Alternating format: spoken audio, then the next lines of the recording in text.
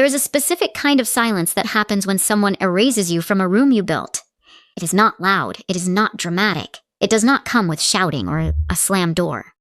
It comes quietly on a Thursday afternoon in a glass-walled conference room on the 4th floor while the sun is still out and the parking lot below looks completely normal.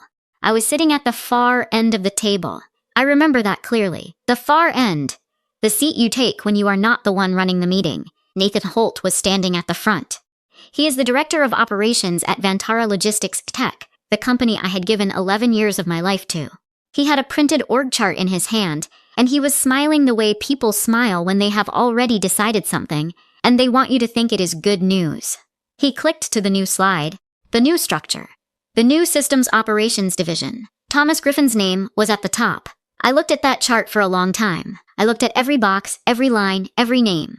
I was searching for mine. I was sure I had missed it. I looked again and again. My name was not there. I sat through the rest of the meeting the way you sit through something when your body is still in the room, but your mind has gone somewhere quiet. People were talking. Someone asked a question about implementation timelines. Nathan answered. Normal things were happening all around me while I was sitting there trying to understand what I was looking at. When the meeting ended and people started filing out, I stayed.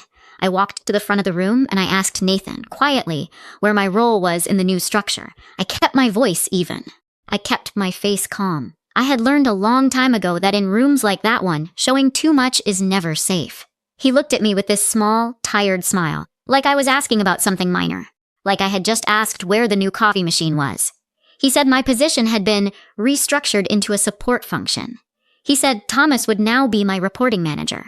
He said it the way someone says there has been a small change to the parking policy. Flat. Already done. Not a discussion. A notification. I said, I cease. That was all I said. I did not argue. I did not raise my voice. I did not tell him what I knew, what I had built, what was going to happen if he kept walking down this road. I said, I see, and I walked back to my desk. I sat down.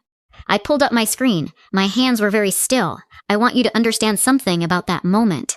I was not being passive. I was not in shock. I was not too afraid to speak up. I was doing the math. 11 years, a $300 million routing platform that my fingerprints are on every single layer of. 3 major client accounts that only run the way they run because of systems I personally built and maintained. A timing vulnerability in the Southeast Node cluster that I had been managing manually every quarter for 4 years.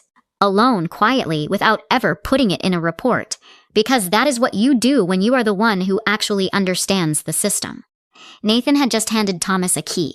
Thomas did not know what the key opened, and Nathan, the man who had just smiled at me like I was a minor inconvenience, had no idea what he had just done. I sat at my desk till 6 p.m. that evening. I closed my files. I shut down my workstation. I picked up my bag. I walked to my car. And on the drive home, somewhere on the interstate between exit 14 and exit 17, I made a decision. I was done holding things together for people who did not see me. I did not know yet exactly what that decision would cost them.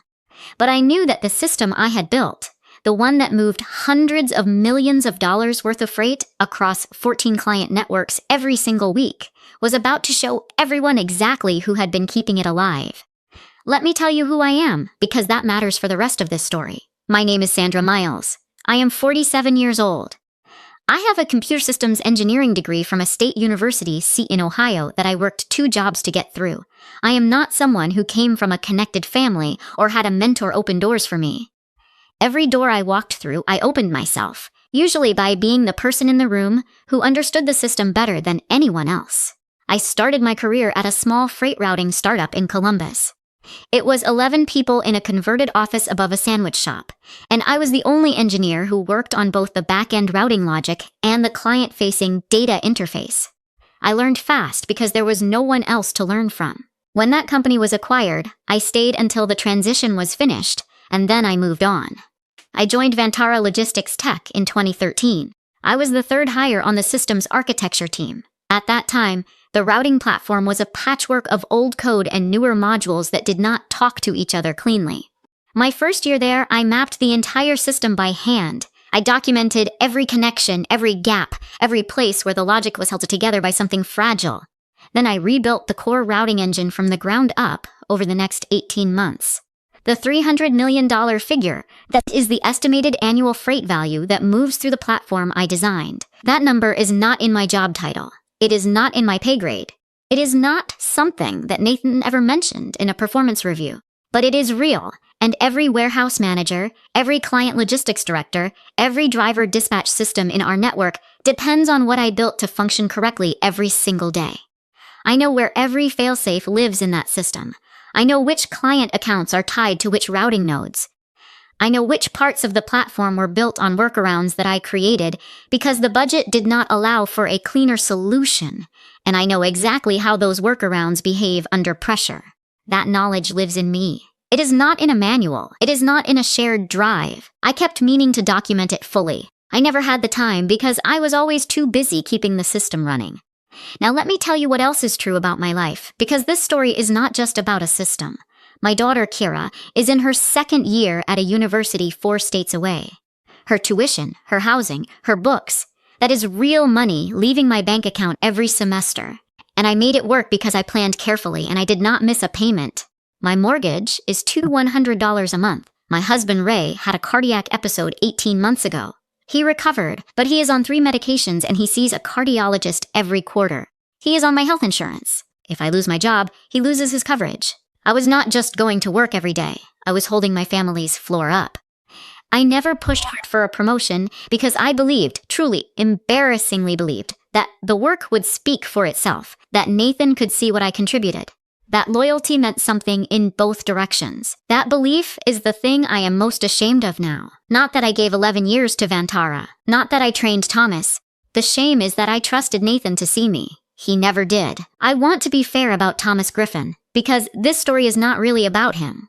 Thomas came to Vantara 18 months before that Thursday meeting. He was 29 years old, sharp, well-dressed in the way that signals ambition, without looking like it is trying too hard. He had an MBA from Whitmore Business School, which is the same school Nathan attended, and that connection was visible from Thomas's first week. Nathan introduced him around the floor personally. That does not happen for most new hires. It did not happen for me. Thomas was genuinely smart. I want to say that clearly. He was not a fraud. He asked good questions. He learned faster than most people I had worked with. He had a kind of easy confidence in meetings that I had never had myself. The ability to walk into a room and immediately make people feel like he belonged at the front of it. I used to watch that and think it was a skill I had simply never learned. Nathan assigned Thomas to shadow me within his first 2 weeks. It was framed as an onboarding arrangement. Thomas would learn the routing platform from the inside. I would be his guide. I said yes. Of course I said yes. That is what you do. For the next 18 months, I gave Thomas everything I had professionally. I sat beside him at my workstation at 7 in the evening, explaining routing exception logic while everyone else had gone home. I emailed him documentation I had written for myself over the years, notes that were never meant to be shared, because they were the kind of detailed, specific knowledge that takes years to build.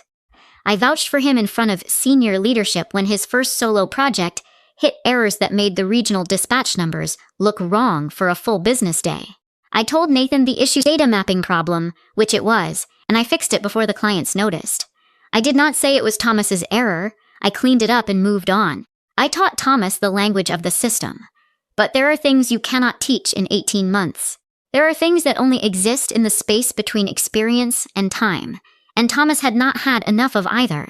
He did not know about the legacy migration layer in the Southeast Node cluster. That layer was left over from a platform migration we had done in 2017. It had never been fully removed because pulling it out cleanly would have required a 2-week shutdown that leadership never approved. So it sat there, buried under 4 years of newer code, still connected to the live routing logic in ways that were not visible in the standard system documentation. I managed it manually. I checked it every quarter during high-volume processing windows because I knew exactly when it would become unstable. Thomas did not know it existed. He also did not know about the custom routing rules I had built for Harlow Freight, Donnelly Cold Chain, and Pacific West Distribution. Those 3 accounts had specific delivery window requirements and regional hub preferences that were not handled by the platform's default logic. I had written custom rule sets for each of them years ago, and I maintained those rule sets quietly as their needs changed. The clients knew me. Their logistics directors called me directly. That relationship lived outside the official account management structure. Thomas had a key to a very large, very complicated building. He did not know how many of the doors had hidden locks. And Nathan, the man who gave him that key with a smile, had never once asked me to write down where those locks were. I came back to work the Friday after the org chart meeting, and the Monday after that, and the one after that. Because I still had a job, technically. I had been restructured, not removed. My paycheck still came. My husband was still on my insurance. My daughter's tuition payment was still scheduled for the following month. So I came in, I sat at my desk, and I watched. The first thing I noticed was my system access. Within a week of the announcement, my permissions on the core administration panel had been quietly reduced. I could still see the routing dashboards. I could still pull basic reports. But the deep access, the layer where you can see individual node behavior, adjust processing parameters, and manually trigger routing overrides, that was gone. I noticed it on a Tuesday morning when I tried to check something and got an access error I had never seen before. I did not call IT. I did not email Nathan. I wrote it down in a small notebook I had started keeping on my desk. Thomas was sitting in my old project lead chair in the operations hub by the end of the first week. Nathan copied him on every routing strategy communication and copied me at the bottom of the thread, below 3 other names, as though I were a new hire on her first assignment. I read every email. I said nothing. I wrote down the dates. I am not telling you this so you will feel sorry for me. I am telling you this because what I was doing in those 30 days matters for what came later. I was building a record, not out of anger, out of habit. When you spend 11 years managing a complex system, you document everything. Because documentations is the only thing that protects you when something goes wrong. I was applying that same discipline to what was happening to me. Then the small cracks started. In the 3rd week, a Harlow Freight routing batch failed silently on a Tuesday night. This is the kind of failure that does not throw an obvious error. The batch appeared to complete in the system log, but the underlying data was wrong, and the shipment manifests that were generated were based on that wrong data. It was not caught until Wednesday morning, when a Harlow dispatcher noticed that her inbound numbers did not match her dock count. I had a protocol for catching exactly that kind of failure. I ran it manually every Tuesday night during high-volume weeks. It took about 20 minutes. Thomas's team did not know the protocol existed. No one had told them to run it. So the failure sat there overnight and was discovered the slow way by a human being staring at 2 numbers that did not match. In the 4th week, a Donnelly cold chain shipment hit a node conflict and got routed through the wrong regional hub. Instead of going to the Memphis distribution center, it went to the Nashville relay point, which added 6 hours to the delivery window. Thomas's team caught it, eventually, and applied a patch. But the patch was a surface fix. It addressed the visible symptom and left the underlying node conflict completely intact. I could see this from my reduced access view of the dashboard. The conflict was still there, sitting quietly, waiting for the next high-volume window to make itself known again. I wrote it down. I did not report it to Nathan. I want to be honest about that. I saw the problem clearly. I had the knowledge to explain it, and I chose not to raise it. I am not going to pretend that decision was purely neutral. But I am also not going to pretend it was revenge. It was something more honest than either of those things. Nathan had looked at 11 years of my work and decided it was a support function. He had taken my system and handed it to someone who did not know what he was holding. He had made his judgment about what I was worth. I had simply stopped arguing with it. The system I had built was going to tell its own story. All I had to do was wait. It happened on a Thursday. I have thought about that detail more than once since then. Thursday was always the most loaded night of the processing week at Vantara. That was the night the platform ran simultaneous batch closures for all active client accounts. 14 of them during that particular week, because Friday morning was when most of our clients ran their weekly freight reconciliation reports. Everything had to be clean and complete by the time their offices opened.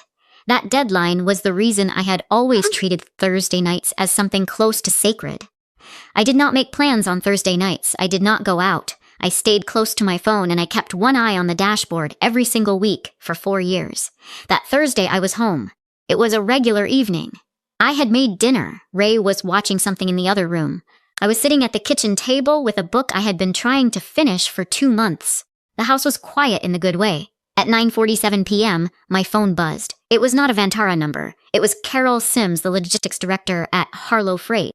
Carol and I had worked together for 6 years. She knew my cell number because I had given it to her personally years ago, because there had been emergencies before, and I wanted her to be able to reach me directly. She was not the kind of person who used that number casually. Her message said, "Sandra, something is wrong. Our entire inbound manifest is frozen. We can't reach anyone at Vantara who understands what's happening." I put my book down. I still had access to a read-only monitoring dashboard from my home setup. It was a limited view. I could see system-level behavior, but I could not make any changes from it. I opened it.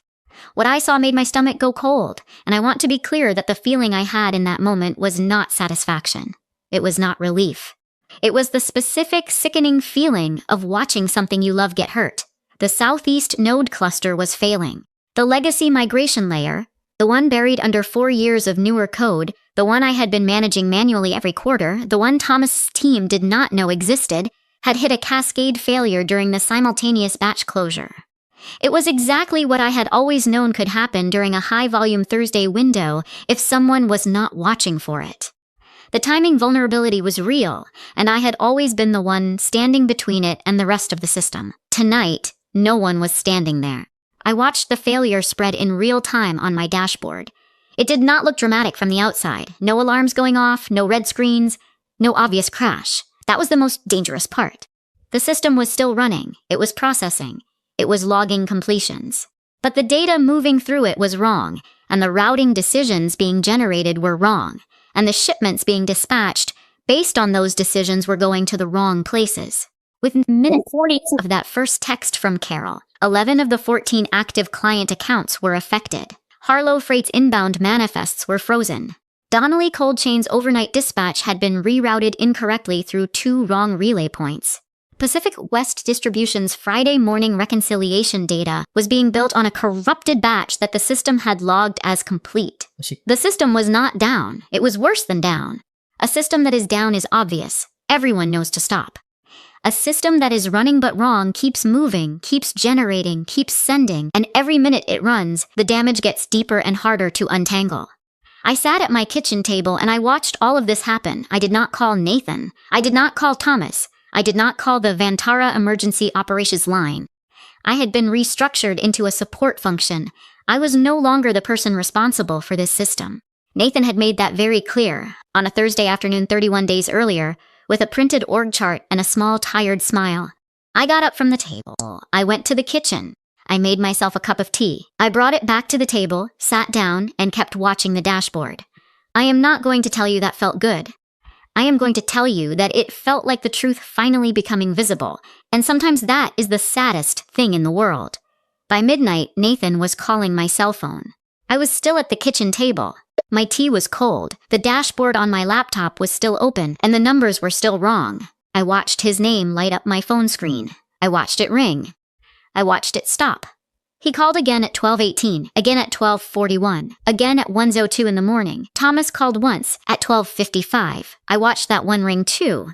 I am not going to pretend I felt nothing watching those calls come in, but what I felt was not the thing you might expect. It was not triumph. It was more like standing very still in a room that used to be loud and realizing the noise has finally stopped. A tired kind of quiet. At 1:15 a.m., a text came through from a different number. Laura Okafor, the VP of Client Relations at Vantara. Laura and I had worked together for most of my 11 years there. She was not someone who called in the middle of the night unless the situation was genuinely serious. Her message was careful, and I could tell she had thought about how to word it. She wrote, "Sandra, I know this is not fair of me to ask, but I need to know if you can help us understand what happened. 3 of our biggest clients are threatening to pull contracts." I read that message 3 times. I set my phone down, and I sat there for a while. I thought about Carol Sims at Harlow Freight, who had trusted me for 6 years and had reached out to me first tonight because she did not know who else to call. I thought about the freight sitting in wrong locations, the drivers who would show up to docks in the morning expecting cargo that was not there, the dispatchers who would spend their Friday untangling a mess they had not made. I thought about the work itself, the actual work, the system I had spent years building carefully, and how it felt to watch it being damaged. I did not respond to Laura that night. I went to bed. In the morning, before I did anything else, I called the labor attorney I had first spoken with 2 weeks after the org chart meeting. I had not done anything formal yet. I had just made one quiet phone call to understand my options, which is something I would encourage anyone in my position to do early, before the situation becomes urgent. She had told me then that being restructured, without a clear business justification, while having my access reduced and my reporting line inverted, was worth paying attention to legally. That morning I told her what had happened overnight. She asked me to send her the documentation I had been keeping, the notebook entries, the email records, the access change timestamps. I sent everything. She called me back within 2 hours. She said my constructive dismissal claim was solid. She said the documentation was exactly the kind of paper trail that made these cases clear. She said I should let her handle any direct communication with Vantara's HR or legal team going forward. Then I responded to Laura. Not to Nathan, not to Thomas. To Laura. Because she was the one who had reached out honestly, and because she was the one who actually understood what the client relationships meant. I told her I was available to help, but not in my current restructured role, which carried no real authority and no appropriate compensation for what would be required. I told her I was available as an external consultant. I told her my rate. It was more than double what my monthly salary worked out to per week. I sent the message, put my phone on the table, and made a second cup of coffee. For the first time in 32 days, I felt like myself again. I was not in the building that night. I was not on any of the calls. I did not see any of it happen in real time from the inside.